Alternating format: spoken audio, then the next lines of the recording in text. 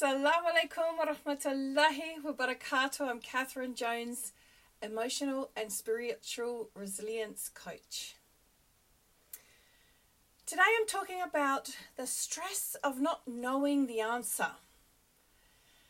Not knowing perhaps where the kids are when they haven't returned home at the time of their curfew.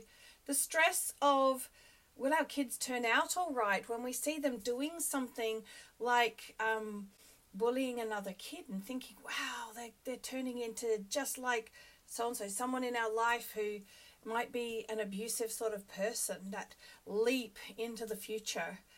Or that stress over making a decision. Am I making the right decision? How do I know that this is the right decision? I want to tell you that it's actually okay not to know. And the evidence to support this, that we don't need to stress about the future, we don't need to have all this anxious thinking about the future, is that Allah subhanahu wa ta'ala has said in the Quran, in chapter 2, verse 286, that He will never burden a soul beyond what it can bear. And as we all know, everything happens according to the qadr of Allah.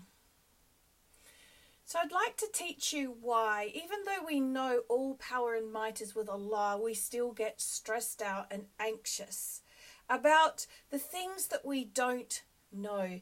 And most of the time, what it is we don't know what's maybe happening right now outside of our earshot, outside of our sight, outside of what's going on that we can see, or into that future.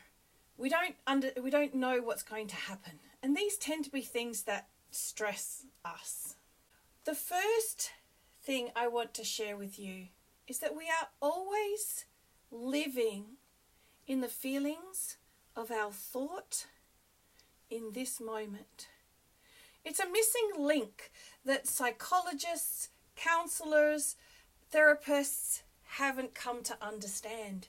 But it's true. We're always living in the feelings of our thinking in this moment. How does that help? How it helps is to know that even though intellectually we understand that that Allah's the one that's in control, we're not in control, and that we can trust in Allah that everything is going to be okay.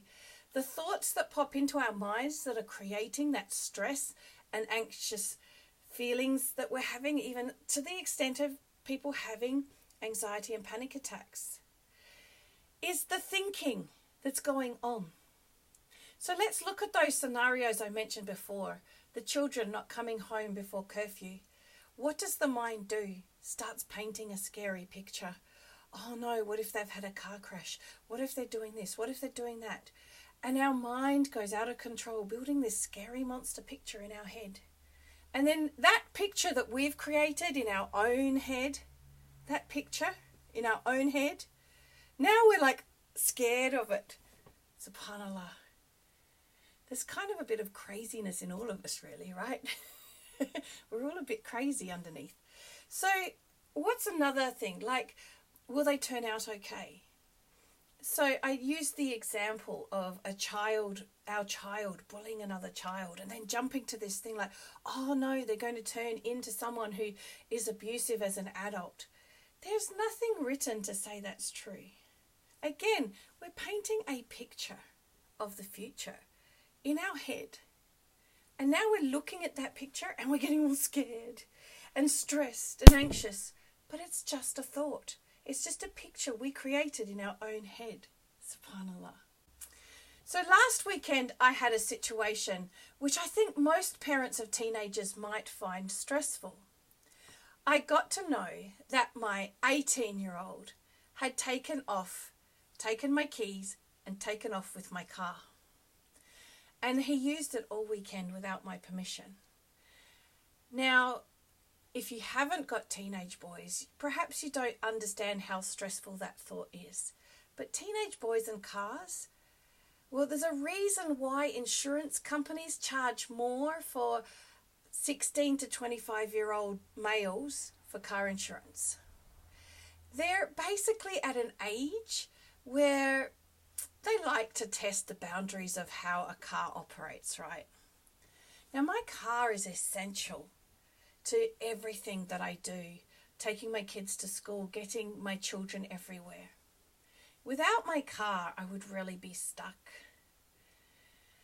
But even though it was early on in the weekend I came to know that that had happened, I was okay. I put my trust in Allah because I realized anything I was stressing about was just my thought in this moment. And I realized that even if something had gone wrong or was going to go wrong, there's nothing I can do about it. And that whatever does happen, if it does happen, that it's not going to be something I can't manage, because Allah has already told me He'll never burden me with more than I can bear. So I'm always okay, no matter what. And so I didn't have a stressful reaction to that news, which may surprise you. But it doesn't surprise me because I have this understanding that I'm always living in the feelings of my thinking in this moment. And you are too, which means you, even if you don't believe it, are okay.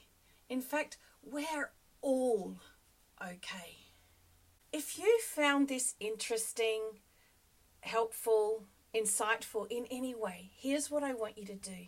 Tag 5 people in the comments of this video that you think could benefit from this. At least 5, more if you want. And share the khair. Like, comment, share this video and get the news out there so we have less stress. Because the reality is, we're all okay. And don't you want to share that?